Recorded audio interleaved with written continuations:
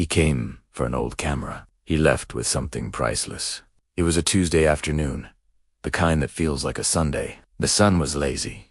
The streets were quiet, and I was dusting off a collection of Victorian-era postcards in my grandfather's antique shop. The bell above the door chimed, a sound as familiar to me as my own heartbeat. I looked up, expecting Mrs. Gable from next door, but it wasn't. It was him. He had this look on his face, a mix of curiosity and awe, like he'd stepped into another time. His eyes, a shade of blue I'd only seen in old paintings, scanned the crowded shelves, the towering grandfather clocks, the piles of forgotten treasures. He walked past a gramophone, his fingers lightly brushing its brass horn, and then his gaze landed on the display case of old cameras.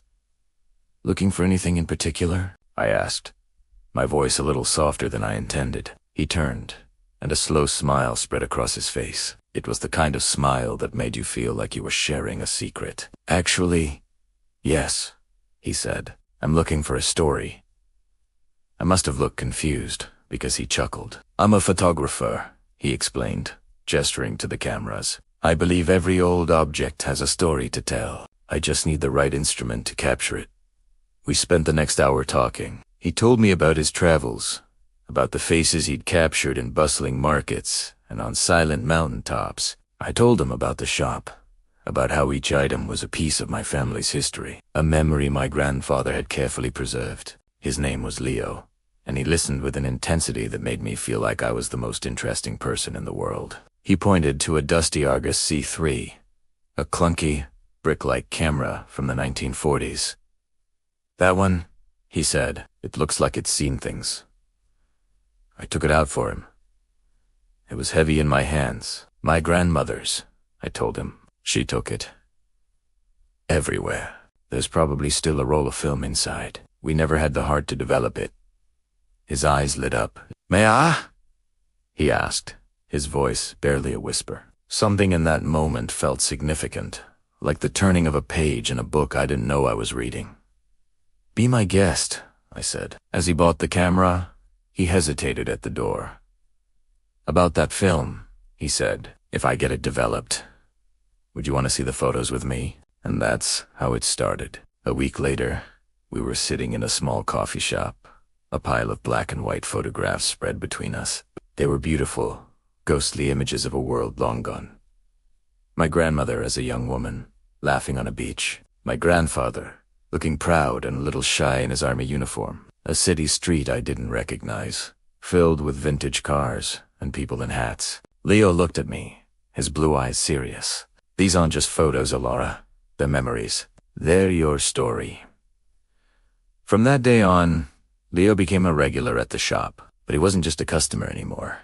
He'd bring coffee and we'd talk for hours. He helped me organize the chaotic back room, unearthing treasures I never knew we had. We found a box of old love letters, a worn-out travel journal from the 1920s, a music box that played a tune I vaguely remembered from my childhood. With each discovery, I felt like I was discovering a part of myself. The dusty old shop, which I'd always seen as a collection of things, started to feel like a collection of lives. And Leo was the one who was showing me how to see it.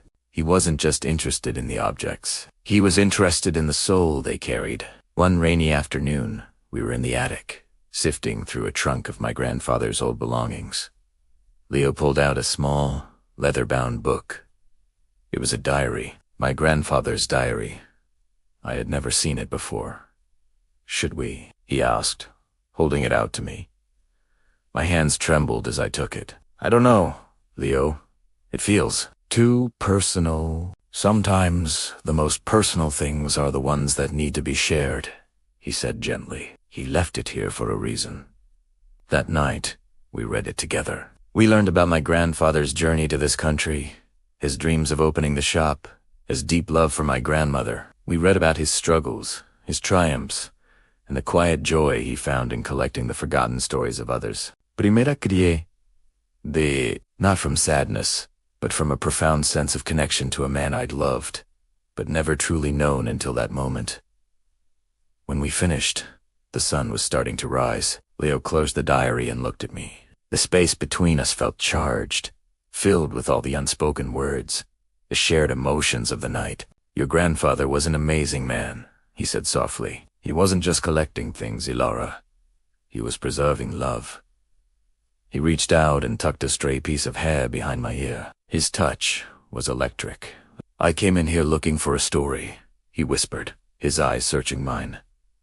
But I think I found so much more. In that moment, standing in the quiet attic surrounded by the ghosts of the past, I realized he was right. I had spent my whole life surrounded by history, but I had been living in the background of it.